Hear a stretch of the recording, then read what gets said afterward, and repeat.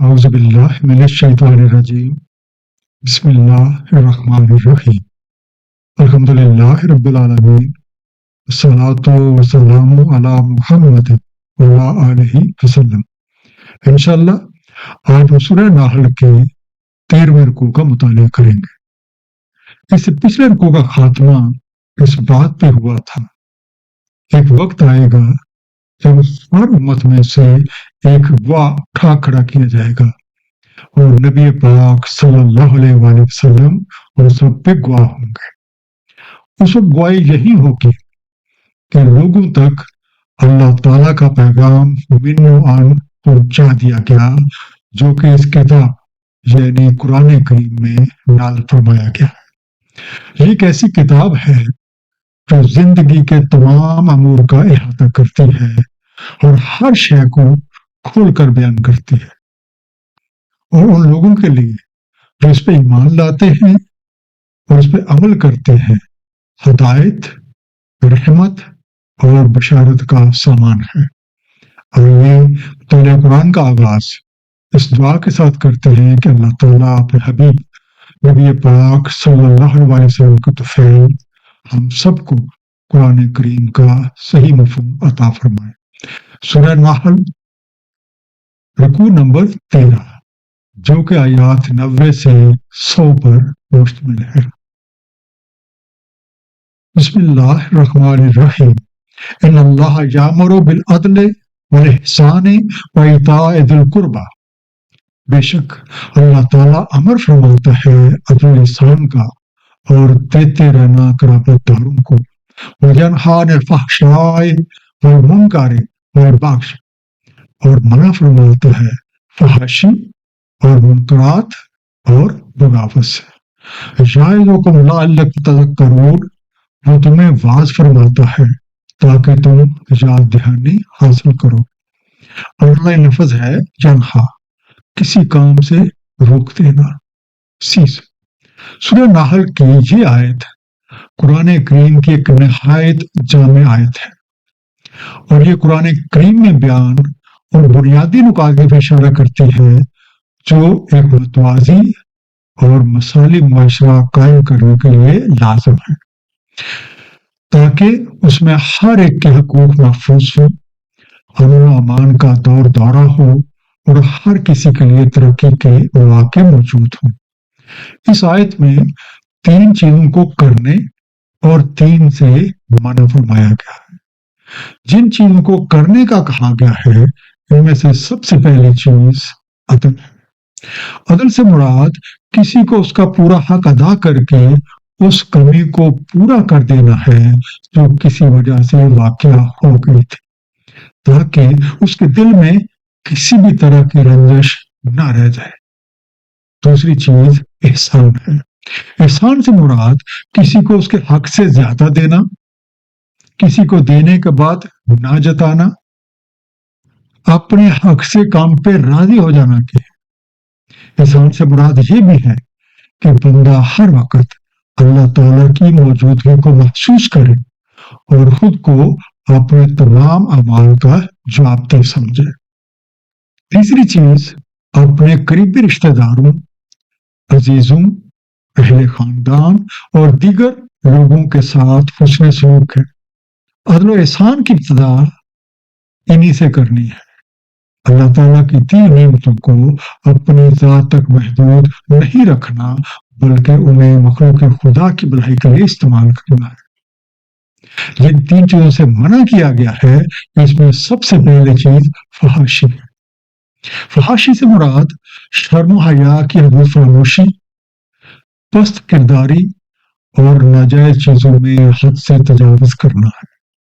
قرآن کریم میں یہ لفظ عدل و احسان اور انصاف کے مقابل استعمال ہوا ہے۔ فحاشی کی ایک شکل جن چیزوں کو چھپا ہوا ہونا چاہیے اسے لوگوں کے سامنے نمایاں کرنا بھی ہے، اور اس کی ایک شکل لوگوں کے عیبوں کو دوسروں کے سامنے ظاہر کرنا بھی ہے۔ فحاشی کسی بھی معاشرے میں ایک زہر قاتل ہے اور یہ اخلاقی اقداروں کو پامال کر کے رکھ دیتی ہے۔ دوسری منع کی گئی چیز پیغام حق کا منکر ہونا ہے، یعنی جب کسی کے پاس صحیح بات پہنچ جائے وہ اسے خوب سوچ سمجھ لے لیکن پھر بھی اسے انجان بنا رہے اور کسی بھی طرح عمل کرنے پہ آمادہ نہ ہو۔ تیسری منع کی گئی چیز پیغام حق سے بغاوت ہے کہ آدمی اپنی ذاتی خواہشات اور مفادات کی خاطر حق کے خلاف سرکشی کی راہ اختیار کرے۔ اس ضمن میں سورہ اعراف آیت نمبر 33 میں ارشاد ہے، کہہ دیں البتہ حرام کیا میرے رب نے فحاشی جن سے ظاہری ہیں اور جو باطنی ہیں، اور گناہ کو اور بغیر حق کے بغاوت، اور یہ کہ تم شریک ٹھہراؤ اللہ تعالیٰ کے ساتھ جس کی نہیں نازل فرمائی اس میں کوئی سند، اور یہ کہ تم کہو اللہ کے بارے میں جس کا تمہیں کوئی علم نہیں۔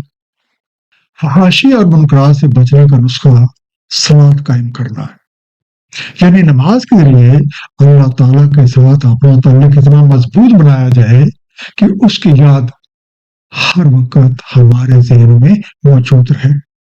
قرآن کریم میں یہ اخلاقی اقدار اس لیے بیان کیے گئے ہیں کہ ہر کوئی زندگی کے اعلیٰ مقاصد کو سامنے رکھے اور محض اپنی خواہشات پوری کرنے کو ہی زندگی کا نصب العین نہ سمجھ لے۔ وَأَوْفُوا بِعَهْدِ اللَّهِ إِذَا عَاهَدتُّمْ، اور وفا کرو اللہ تعالیٰ کے ساتھ عہد کو جب کہ تم عہد کر چکے ہو۔ وَلَا تَنقُضُوا الْأَيْمَانَ بَعْدَ تَوْكِيدِهَا وَقَدْ جَعَلْتُمُ اللَّهَ عَلَيْكُمْ كَفِيلًا، اور مت توڑو اپنی قسموں کو بعد ان کی تاکید کے جبکہ تم بنا چکے ہو اللہ تعالیٰ کو اپنے اوپر کفیل۔ ان اللہ یعلم ما تفعلون، بے شک اللہ تعالیٰ کو علم ہوتا ہے جو کچھ تم کرتے ہو۔ تو کیدہا اس کا روٹ ہے وقت، واو کاف دال، تاکید کرنا، کسی عہد کو پختہ یا مضبوط کرنا، کنفرم۔ پچھلے آیات میں بیان اخلاقی قدروں کے علاوہ ضرورت اس بات کی ہے کہ ہر کوئی اپنے عہد کو پورا کرنے کا اہتمام کرے۔ مطالعہ قرآن سے ہمیں کئی طرح کے عہد کا ذکر ملتا ہے۔ عہد کی سب سے پہلی اور بنیادی شکل اللہ تعالیٰ اور بندے کے بیچ عہد و پیمان ہے۔ اس میں سب سے پہلا وہ عہد ہے جو ہم نے اللہ تعالیٰ سے اس دنیا میں آنے سے پہلے کیا تھا، اور اس کا ذکر سورہ اعراف کی آیت نمبر 172 اور 173 میں مذکور ہے۔ اور جب اخذ کیا تمہارے رب نے بنی آدم کی پشتوں سے اس کی ذریت کو اور شاہد کیا انہیں خود ان پہ، کیا میں تمہارا رب نہیں ہوں؟ وہ بولے کیوں نہیں، ہم نے مشاہدہ کر لیا ہے۔ کہیں تم کہنے لگو یوم القیامہ کو ہم رہے اس بارے میں غافل، یا تم کہو کہ شرک کیا تھا ہمارے آباء و اجداد نے ہم سے پہلے اور ہم تو تھے ان کی ذریت ان کے بعد، تو کیا آپ ہمیں ہلاک کریں گے اس وجہ سے جو فعل کیا باطل پرستوں نے؟ اسی طرح ہر نماز کی ہر رکعت میں جب ہم سورہ فاتحہ پڑھتے ہیں تو اس کی آیت نمبر 4 اور 5 میں ہم یہ عہد کرتے ہیں ہم صرف آپ کی عبودیت کرتے ہیں، ہم صرف آپ سے استعانت مانگتے ہیں، ہمیں صراط مستقیم کی ہدایت فرما دیں۔ عہد کی دوسری شکل بندوں کا بندوں کے ساتھ عہد کرنا ہے۔ اس صورت میں وہ عہد جس پہ اللہ تعالیٰ کو ضامن ٹھہرایا گیا ہو اس کی پابندی بہت لازم ہے۔ عہد کی پابندی ہر کسی پر ہر حال میں لازم ہے، چاہے اس کا تعلق اللہ تعالیٰ کے ساتھ ہو یا اس کے بندوں کے ساتھ۔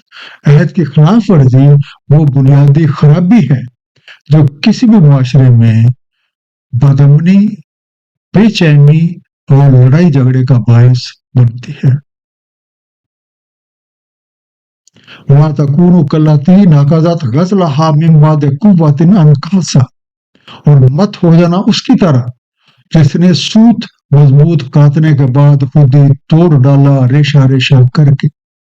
تَتَّخِذُونَ أَيْمَانَكُمْ دَخَلًا بَيْنَكُمْ أَن تَكُونَ أُمَّةٌ هِيَ أَرْبَىٰ مِنْ أُمَّةٍ، تم بنا لیتے ہو اپنی قسموں کو دخل اندازی کا ذریعہ اپنے ماں بہن کہ ہو جائے ایک امت بڑی ہوئی دوسری امت سے. انما یبلوکم اللہ بہ، دراصل اللہ تعالیٰ تمہیں پرکھتا ہے اس سے. وَلَيُبَيِّنَنَّ لَكُمْ يَوْمَ الْقِيَامَةِ مَا كُنْتُمْ فِيهِ تَخْتَلِفُونَ، اور ضرور روشن فرما دیتا ہے تم پہ یوم القیامہ کو جس میں تم اختلاف کر رہے ہو.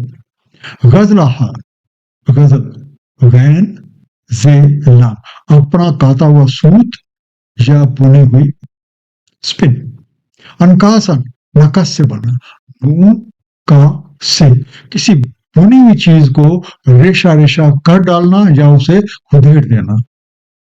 انٹویسٹڈ سٹینڈز، اہلوں کو عہد وفا کرنے میں تمہاری حالت کہیں اس عورت جیسی نہ ہو جائے جس نے بڑی محنت سے سوت کاتا اور پھر اپنے ہاتھوں سے اسے ریشہ ریشہ کر کے ادھیڑ مار.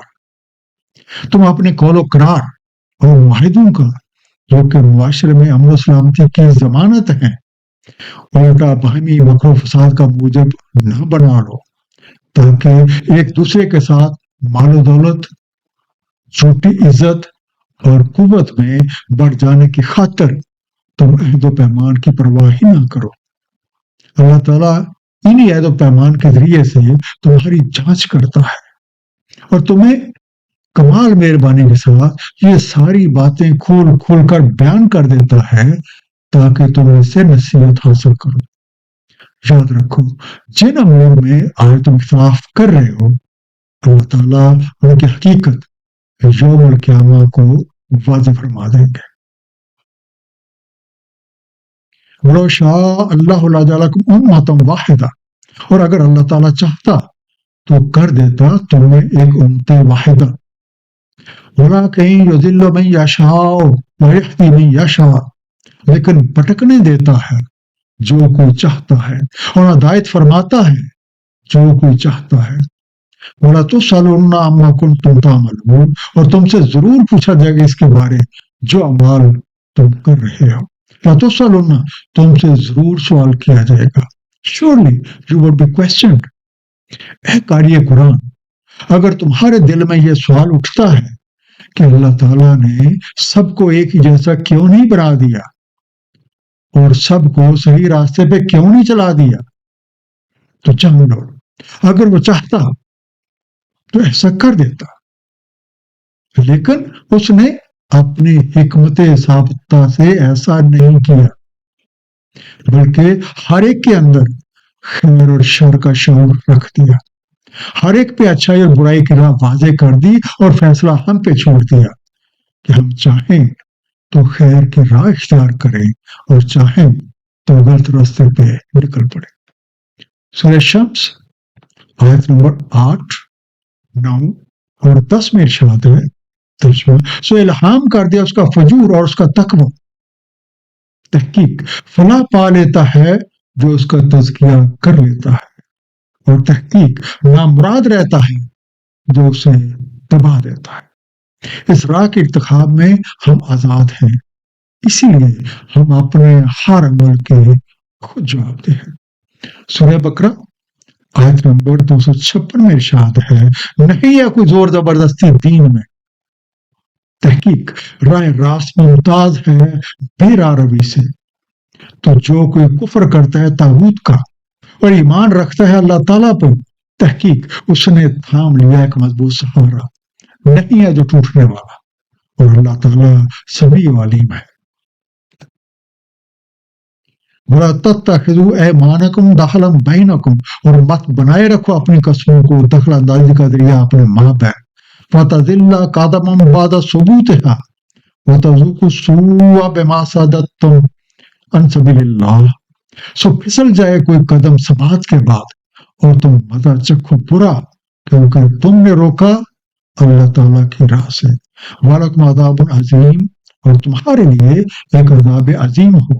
فتزل زلال سے بنا، زے لام لام پس ڈگمگا جائے، لیس شوڈ سلپ. اس آیت میں اس بات کو دہرا کر اس بات کی اہمیت کو واضح کیا جا رہا ہے کہ معاہدوں اور قول و قرار کو باہمی مکر و فساد کا موضوع بنانا کسی بھی معاشرے کے لیے کس قدر خطرناک ہو سکتا ہے۔ ایسا کرنے کی صورت میں یہ ممکن ہے کہ ہمارے جمے ہوئے پاؤں اکھڑ جائیں، ہم پہ کوئی نہ کوئی مصیبت آ پڑے، جس کی اصل وجہ یہ ہوگی کہ ہم نے اپنے آپ کو اللہ تعالیٰ کے تعلیم کردہ راہ سے روکا بلکہ اس کے خلاف کیا۔ اس صورت میں ہم پہ کوئی نہ کوئی سختی ضرور آئے گی، جس کی شکل پادمنی بھی ہو سکتی ہے اور دنگا فساد بھی، کیونکہ جس معاشرے میں عہد و پیمان کی پابندی نہ ہو اسے نہ تو استقلال نصیب ہو سکتا ہے اور نہ ہی اس میں امن و چین ہو سکتا ہے۔ وَلَا تَشْتَرُوا بِعَهْدِ اللَّهِ ثَمَنًا قَلِيلًا، مت بیچ ڈالو اللہ تعالیٰ کے عہد کو تھوڑے مول کے عوض۔ إِنَّمَا عِندَ اللَّهِ هُوَ خَيْرٌ لَكُمْ إِن كُنتُمْ تَعْلَمُونَ، بے شک جو کچھ اللہ تعالیٰ کے پاس ہے وہ بہتر ہے تمہارے لیے اگر تمہیں علم ہو۔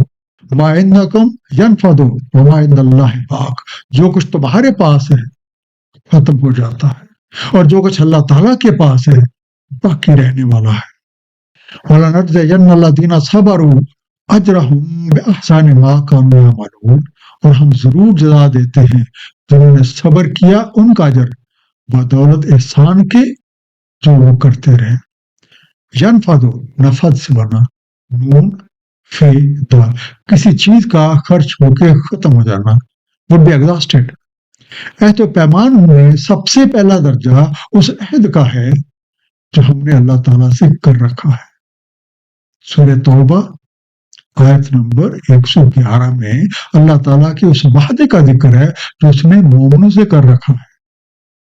ترجمہ، بے شک اللہ تعالیٰ نے خرید لی ہے مومنوں سے ان کے انفس اور ان کے اموال، اس کی عوض کہ ان کے لیے جنت ہے۔ لڑتے ہیں اللہ کی راہ میں تو قتل کرتے ہیں اور قتل ہوتے ہیں، ایک حقیقی وعدہ پہ توریت اور انجیل اور قرآن میں، اور کون اللہ تعالیٰ سے زیادہ وفا کرنے والا ہے اپنے عہد کو۔ بس خوشیاں مناؤ اس بے کی جو بے تم نے کی اس کے ساتھ، اور یہ عظیم فضل مقام ہونا ہے۔ اب جو کوئی اس وعدے کو ذاتی مفاد کے لیے استعمال کرے تو اپنا ہی نقصان کرتا ہے، کیونکہ اگر کسی کو یہ علم ہو جائے کہ اس معاہدے کی پابندی کرنے کی بدولت اسے اللہ تعالیٰ کی طرف سے جو کچھ ملے گا وہ دنیاوی مفاد کے مقابلے میں کہیں بہتر ہے، کیونکہ اس معاہدے کی خلاف ورزی کر کے ہم جس قدر بھی اکٹھا کر لیں وہ ایک دن ختم ہو جائے گا، لیکن جو کچھ معاہدے پر عمل درآمد کی شکل میں ہمیں ملے گا وہ کبھی ختم ہونے والا نہیں ہے۔ سورہ صاد آیت نمبر 56 میں ارشاد ہے، بے شک یہ ہمارا رزق ہے، نہیں ہے اسے ختم ہونا، لیکن یہ ملتا اسے ہی ہے جو اللہ تعالیٰ اور اس کا حبیب نبی پاک صلی اللہ علیہ وسلم کے احکامات پہ دل و جان سے عمل کرتے ہیں۔ من عمل صالحا من ذکر او انثى وهو مؤمن فلنحيينه حیاتا طیبہ، جو کوئی عمل صالح کرے مذکر یا مؤنث اور وہ مومن ہو تو ہم اسے حیات طیبہ سے زندہ رکھیں گے۔ وَلَنَجْزِيَنَّهُمْ أَجْرَهُمْ بِأَحْسَنِ مَا كَانُوا يَعْمَلُونَ، اور ہم ضرور جزا دیں گے انہیں ان کا اجر حسن انداز کے ساتھ جو اعمال وہ کرتے رہے۔ فَلَنُحْيِيَنَّهُمْ، ہی سے بنا ہے یہ پس ہم ضرور دیتے ہیں اسے زندگی، then surely we give him life۔ اب جو خیر اور شر میں سے خیر کی راہ اختیار کرتے ہیں اور ایسے کام سارے انجام دیتے ہیں جو خود ان کو اپنی ذات کے لیے اور مخلوق خدا کی بھلائی کا سبب بن جاتے ہیں، تو اللہ تعالیٰ اپنے وعدے کے مطابق اسے خوشگوار زندگی سے ہمکنار کر دیتے ہیں۔ وَإِذَا قَرَأْتَ الْقُرْآنَ فَاسْتَعِذْ بِاللَّهِ مِنَ الشَّيْطَانِ الرَّجِيمِ، پس جب آپ قرآن پڑھیں تو اللہ تعالیٰ کی پناہ لے لیں شیطان رجیم کے خلاف۔ إِنَّهُ لَيْسَ لَهُ سُلْطَانٌ عَلَى الَّذِينَ آمَنُوا وَعَلَى رَبِّهِمْ يَتَوَكَّلُونَ، بے شک نہیں ہے اس کا زور ان پہ جو ایمان رکھتے ہیں اور اپنے رب پہ توکل کرتے ہیں۔ کہا تھا کہاں سے بنا؟ کاف رے الف. آپ قرأت کریں، اسٹڈی. اللہ تعالیٰ کے دیے عہد پہ عمل درآمد قرآن کریم پہ عمل کرنے کی صورت میں ہی ممکن ہے. اس لیے اے قاری قرآن، تم جب بھی قرآن کریم کو پڑھو تو اللہ تعالیٰ کی پناہ طلب کر لیا کرو، ورنہ شیطنت تمہیں گھیر لے گی. ذاتی مفاد پرستیاں اور سرکش کفتیں تمہاری سخت مخالفت کریں گے. یہ تقریبی کفتیں خواہ خارجی ہوں یا ہمارے اپنے اندر کی، ان لوگوں پہ غلبہ نہیں پا سکتی جو اللہ تعالیٰ پہ مکمل یقین رکھتے ہیں، حالات کا مقابلہ ثابت قدمی سے کرتے ہیں اور اللہ تعالیٰ پہ ہی توکل رکھتے ہیں. انما سلطان ہو الذین یتولونہ، دراصل اس کا زور ان پر ہے جو اس سے دوستی رکھتے ہیں. والذین هم به مشرکون، اور جو اس کو شریک ٹھہراتے ہیں. سلطان سلط سے بنا، سین لام تو اس کا بس، his authority. شیطان کا زور صرف ان لوگوں پہ چلتا ہے جو اسے اپنا دوست اور کارساز بنا لیتے ہیں اور اس کی چالوں میں آ کے اللہ تعالیٰ کے ساتھ اوروں کو شریک ٹھہراتے ہیں.